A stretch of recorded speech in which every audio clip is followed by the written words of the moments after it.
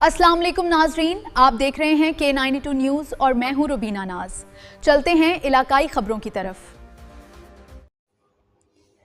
नवाबशाह से bureau chief Iqbal Mughal की news शामिल करते हैं, जहां थाना खड्डर पुलिस का मुबैना पुलिस मुकाबले में एक खतरनाक डाकू जख्मी हालत में गिरफ्तार कर लिया गया। असलहा भी बरामद।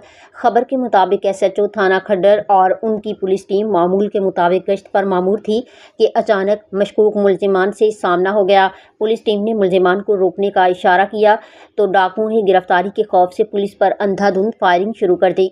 पुलिस की जवाबी कार्रवाई के नतीजे में एक डाकू जख्मी हालत में गिरफ्तार हो गया, जबकि उसके दीगर साथी फायरिंग करते हुए फरार हो गए। फरार मुलजिमान की गिरफ्तारी के लिए इलाके में सर्च ऑपरेशन शुरू कर दिया गया है। पुलिस तर्जुमान के मुताबिक जख्मी डाकू की शिनाख्त जब्बार बल्द पठान उर्फ खान खास खेली के नाम से हुई। जख्मी मुलजिम को फौरी तौर पर तिब्बी इमदाद के लिए मुतल्लिका अस्पताल मुंतकिल कर दिया गया है। इब्तदाई तफ्तीश में इंकशाफ हुआ है कि गिरफ्तार मुलजिम शहर के मुख्तलिफ इलाकों में चोरी, डकैती और दीगर संगीन नौयत की वारदातों में मुलव्विस रहा है।